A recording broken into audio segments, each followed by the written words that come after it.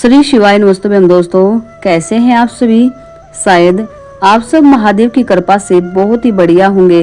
दोस्तों आज मैं आपके लिए एक बहुत ही खास उपाय लेकर आई हूँ जो कि भगवान शिव की पुत्री माता अशोक सुंदरी के नाम से करना है। क्या आप जानते हैं दोस्तों कि माता अशोक सुंदरी का प्रागट्य कैसे हुआ था?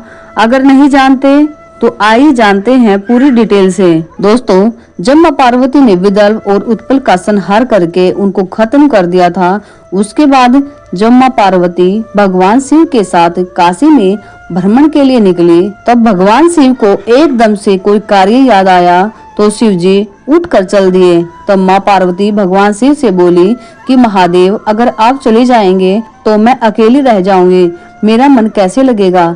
तब भगवान शिव बोले, पार्वती तुम आदि शक्ति हो, तुम माता जगत जननी हो और संसार में ऐसी कोई चीज नहीं है जो तुम प्रकट नहीं कर सकती, तुम में वो बल है। क्योंकि दोस्तों कहते हैं ना कि यदि कोई भी नारी अपने मन में कोई भाव प्रकट कर लेती है ना तो वो अपने घर को स्वर्ग बना देती है, और यदि कुछ गलत अपने मन में ठान लेती है ना तो अपने पूरे घर को स्वर्गवासी भी बना देती है। तो दोस्तों जब भगवान भोलेनाथ माँ पार्वती से बोले कि बताओ पार्वती तुम क्या चाहती हो, तब माँ पार्वती बोली कि भोलेनाथ मैं इस नंदन वन में अकेली कैसे रहूंगी, यहाँ मेरा मन नहीं लगेगा। और वहाँ पर एक अशोक का पेड़ था। तब भगवान भोलेनाथ बोले कि पार्वती सामने अशोक का पेड़ है, तुम अगर चाहो तो अपने मन में भाव रखकर जो भी चाहो उसको प्रकट कर सकती हो। तब माँ पार्वती ने अशोक के पेड़ के पास जाकर भगवान भोलेनाथ के नाम का उच्चारण किया और अशोक के पेड़ पर अपनी दिव्य दृष्टि रखी।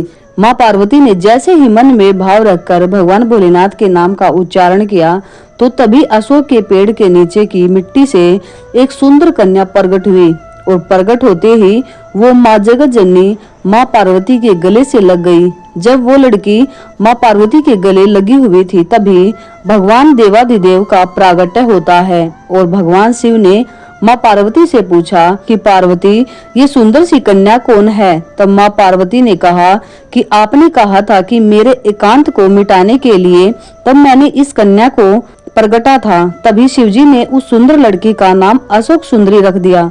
तब माँ पार्वती बोली कि हे महादेव इस सुंदर सी कन्या को मैंने प्रकट किया है, आप इसको कोई वर नहीं दोगे। तब भगवान शिव ने ब्रह्मा को बुलाया, विष्णु को बुलाया, इंद्र को बुलाया, गरुड़, वरुण और यहाँ तक कि 33 कोटि देवी देवताओं को काशी के नंदन वन में बुलाया। जब सभी का वहाँ प्रागट्य हुआ तब उस सुंदर कन्या को देखकर भगवान ब्रह्मा ने भगवान विष्णु ने मिलकर उस कन्या को वर दिया। बोले हे शंकर कि ये तुम्हारी पुत्री कहीं और नहीं बल्कि तुम्हारे साथ ही रहेगी। तब सारे देवताओं ने मिलकर वर दिया कि जो भी जल शिवजी पे चढ़ेगा माँ जगत जननी के हस्त कमल से निकलकर अशोक सुंदरी के पास पहुँचेगा। जैसे ही वो जल माता अशोक सुंदरी के पास पहुँचेगा तब माँ अशोक सुंदरी एक कन्या के भाव से शिवजी से कहकर उसके सभी दुखड़ों को मिटवा देगी। तो दोस्तों आप सब भी जान गए ना कि माता अशोक सुंदरी का प्रागट्य कैसे हुआ था। अब हम जानेंगे दोस्तों एक छोटे से उपाय के बारे में जो माता अशोक सुंदरी का नाम लेकर करना है माता अशोक सुंदरी के स्थान पर ही। दोस्तों माता अशोक सुंदरी के स्थान का तो लगभग आप सभी को पता ही होगा, अगर आपको नहीं पता तो आइए दोस्तों समझते हैं अच्छे से। दोस्तों जैसे यह शिवलिंग, ये है बाबा की पीठिका यानी शिव पिंडी, नीचे जो गोल जलाधारी है जहाँ शिवजी का शिवलिंग विराजमान है, ये है माँ पार्वती का हस्त कमल। अपने उल्टे हाथ की तरफ भगवान श्री गणेश जी का स्थान है, सीधे हाथ की तरफ सदानंद कार्तिकेय का स्थान है, और जहाँ से मोटी सी लाइन दिख रही है ना, जहाँ से जल बहकर नीचे की ओर जाता है, ये होता है माता अशोक सुंदरी का स्थान। ऊपर जो ये कलश होता है ना जिसमें से बूंद बूंद जल गिरता रहता है, ये होता है शिवजी की 5 पुत्रियों का स्थान। कौन कौन सी है दोस्तों? जया, विषहरा, सामली बारी, दोतली और देव। 6 नंबर की पुत्री है माता अशोक सुंदरी। दोस्तों एक बात और बता दूं कि किसी किसी शिवलिंग में अशोक सुंदरी के स्थान पर सांप बना होता है और किसी किसी शिवलिंग में मोटी सी लाइन होती है, ठीक है ना।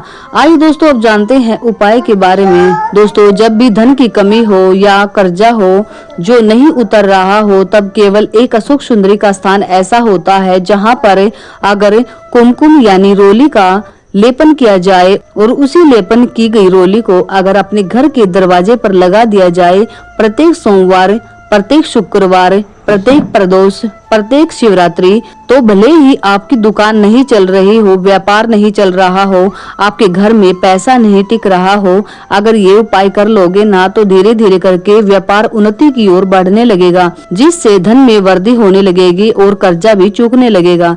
तो दोस्तों आशा करती हूँ कि आज की वीडियो आप सभी को समझ ही आ गई होगी। तो प्लीज वीडियो को ज्यादा से ज्यादा शेयर करना, वीडियो को लाइक करना, साथ में चैनल को सब्सक्राइब करना बिल्कुल भी मत भूलना। तो चलिए दोस्तों मिलते हैं नेक्स्ट उपाय के साथ, तब तक के लिए हर हर महादेव, श्री शिवाय नमस्तुभ्यम।